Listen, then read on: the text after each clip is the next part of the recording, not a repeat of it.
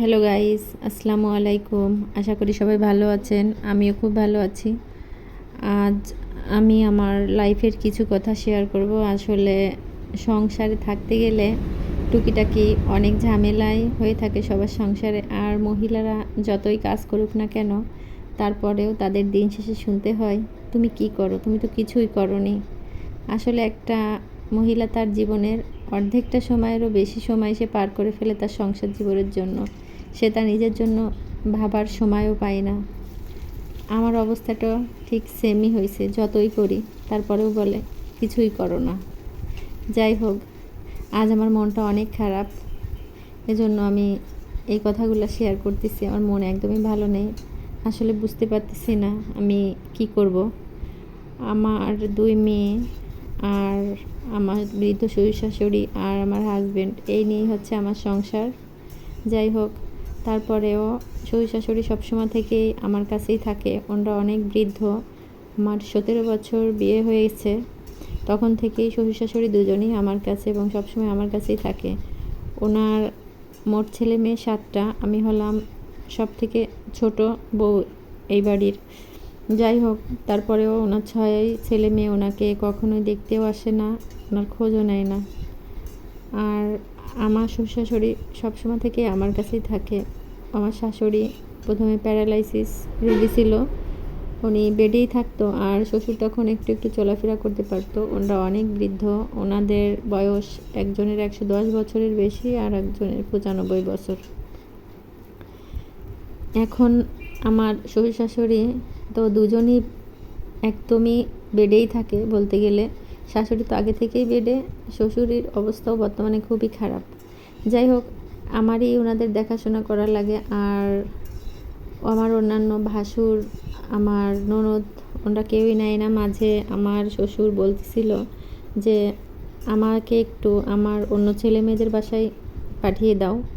তখন আমি বললাম যে আপনার ছেলেমেয়েরা হয়তো আপনাকে গ্রহণ করবে না। উনি বললো না, সমস্যা নেই, বাবা মার মন তো। তারপরেও আমি একটা অটো ভাড়া করে ওনাদের পাঠিয়ে দিলাম ওনার বড় মেয়ের বাসায়।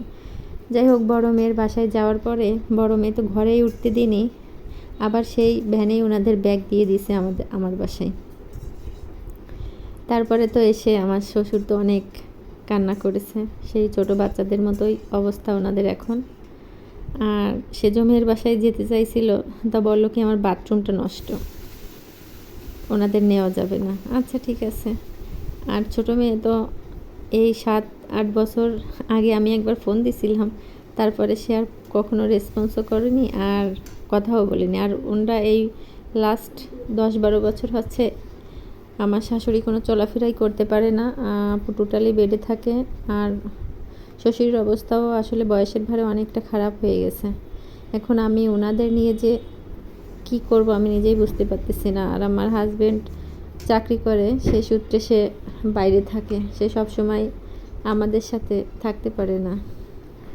এখন এগুলো যেহেতু আমার করতে হয়, আমার শরীরটাও অনেকটা ভালো না, আমিও মাঝে অনেক অসুস্থ ছিলাম। যাই হোক, আল্লাহ বাঁচিয়ে রেখেছে, তাই আমি বেঁচে আছি। লাখ লাখ কোটি কোটি শুকরিয়া আল্লাহর দরবারে যে আমাকে সুস্থ করছে উনি। এখন তো আমার শাশুড়ি সে বেডেই পুচ্চা পায়খানা করে ফেলে, সেগুলো আমারই পরিষ্কার করা লাগে। এত কিছু করার পরেও যদি লাস্টে শুনতে হয় যে তুমি কি করো, তুমি তো কিছুই করো না, তাহলে আসলে কি বলবো আমি, আমার এখানে কোনো ভাষাই নেই। ওনার সব ছেলেমেয়েরা অনেক ভালো পজিশনে, খুব ভালো অবস্থা, কিন্তু ওনাদের দেখার মতো সময় কিংবা ওনাদের নেওয়ার মতো কোনো টাইমই নেই। মাঝে আমার মেজো ননদের কাছে আমি ফোন দিলাম যে আপা, ওনাকে কোথাও একটু পাঠানো যায়, ওনাদেরও কষ্ট হয়ে যাচ্ছে আর আমারও বেশি ভালো না শরীরটা, আমারও অনেক কষ্ট হয়ে যাচ্ছে। তখন বলে কি যে আমার বাবা মা না, তোমরা যেটা ভালো বোঝো তোমরা সেটা করো। এটা কি কোনো সন্তানের কথা হতে পারে? যাই হোক, অনেক কথাই আমি আপনাদের বলে ফেললাম। আর ওনাদের নিয়ে আমি একটা ভিডিও পরবর্তীতে দিব, যেটা আপনারাই দেখে নিয়েন যে আসলে ওনারা কতটা বয়স্ক। আর ওনাদের বর্তমান অবস্থা খুবই খারাপ। ওনারা আসলে অনেকটা অসুস্থ। যাই হোক, আমাদের জন্য সবার জন্য দোয়া করবেন যেন আল্লাহ আমাকে ধৈর্য দেয় আর ওনাদের আমি ভালো করে দেখাশোনা করতে পারি।